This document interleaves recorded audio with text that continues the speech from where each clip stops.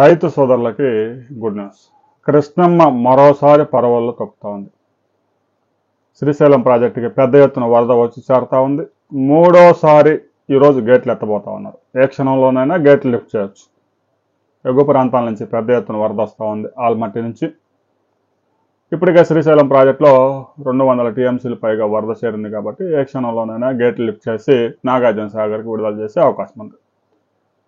ఇక ఎగువ ప్రాంతాల నుంచి ఎంత వరద శ్రీశైలం చేరుతా ఉంది, శ్రీశైలం నుంచి నాగార్జున సాగర్కి ఎంత రిలీజ్ చేశారు అనే వివరాలు మనం ఈ వీడియోలో తెలుసుకున్నాం.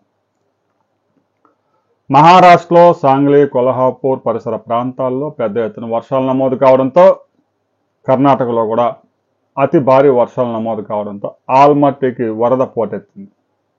ఆల్మట్టి డ్యాంకి 132,000 క్యూసెక్కుల వరద వచ్చి చేరుతా ఉంది.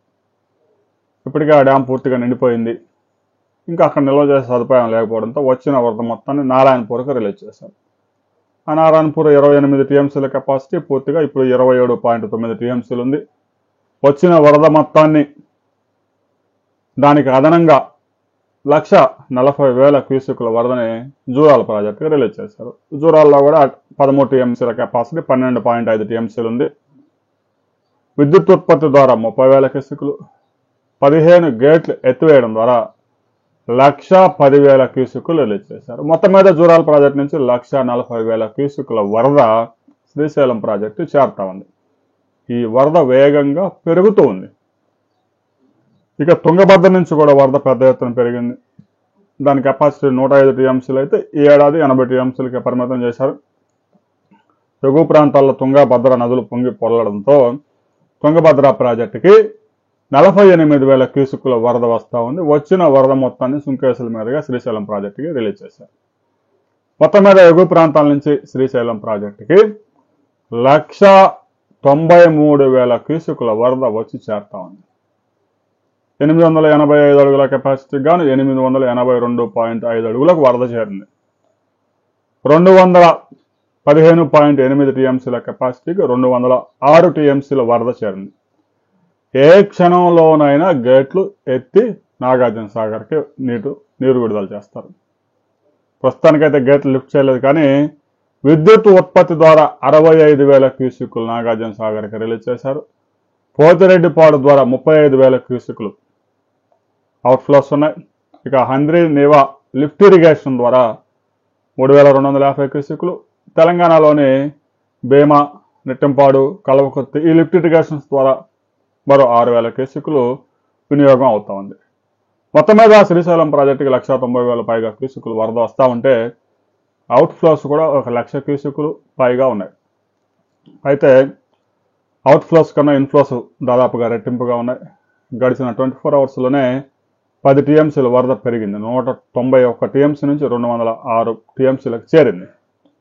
ఇక నాగార్జున సాగర్ మనం పరిశీలించినట్లయితే నాగార్జున సాగర్ ప్రాజెక్టు 590 అడుగులకి 590 అడుగులు వరద చేరింది.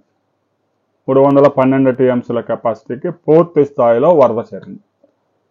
ఎగువ ప్రాంతం నుంచి వచ్చిన వరద మొత్తాన్ని 8 గేట్లు ఎత్తి పులిచింతల ప్రాజెక్టుకి రిలీజ్ చేస్తా ఉన్నారు. దాదాపు 150,000 క్యూసెక్కుల వరదని స్పిల్వే ద్వారా పులిచింతల ప్రాజెక్టుకి రిలీజ్ చేశారు. ఇక ఎడమ కాలువకి 8,500 క్యూసెక్కులు, కుడి కాలువకు 9,500 క్యూసెక్కులు, మాధవరెడ్డి లిఫ్ట్ ఇరిగేషన్కి 1,850 క్యూసెక్కులు, ఆ నల్గొండలో ఉన్న కాలువకి ఒక 400 క్యూసెక్కులు రిలీజ్ చేశారు. మొత్తం మీద విద్యుత్ ఉత్పత్తి ద్వారా ఒక 28,000 క్యూసెక్కులు రిలీజ్ అయింది. పులిచింతల ప్రాజెక్టు కూడా పూర్తిగా నిండిపోయింది. 45 టీఎంసీల కెపాసిటీగా 45 టీఎంసీలు నిండింది. అక్కడ విద్యుత్ ఉత్పత్తి చేసి ఒక 35,000 క్యూసెక్కులు ప్రకాశం బ్యారేజీకి రిలీజ్ చేశారు. గేట్లు ఎత్తివేయడం ద్వారా ఒక 110,000 క్యూసెక్కులు ప్రకాశం బ్యారేజీకి చేరుతా ఉంది. ఇక ప్రకాశం బ్యారేజీ ఎగువ ప్రాంతాల్లో కూర్చున్న వర్షాలతో ప్రకాశం బ్యారేజీకి 185,000 క్యూసెక్కుల వరద వస్తూ ఉంది. ఇక ప్రకాశం బ్యారేజీకు 70 గేట్లు ఎత్తి 155,000 క్యూసెక్కుల వరదను సముద్రంలోకి రిలీజ్ చేశారు. మరో 18,225 క్యూసెక్కులు పంట కాలువలకి విడుదల చేశారు. రాబోయే 4-5 రోజులు ఇంకా పెద్ద ఎత్తున వర్షాలు నమోదయ్యే అవకాశాలు స్పష్టంగా కనబడతా ఉన్నాయి. భారత వాతావరణ శాఖ కూడా అదే రిపోర్ట్ విడుదల చేసింది. అల్పపీడన వాయుగుండంగా మారే అవకాశం ఉంది. 2 తెలుగు రాష్ట్రాలతో పాటు కర్ణాటకలో, మహారాష్ట్రలో కూడా పెద్ద ఎత్తున వర్షాలు నమోదయ్యే అవకాశం ఉంది. కాబట్టి కృష్ణానదిలో వరద 3 లక్షల క్యూసెక్కులు దాటే అవకాశాలు స్పష్టంగా కనిపిస్తా ఉన్నాయి. రాబోయే 2-3 రోజుల్లో ఎగువ ప్రాంతాల నుంచి ఎంత వరద చేరబోతా ఉంది అనే వివరాలతో మనం మరో వీడియోలో కలుసుకుందాం.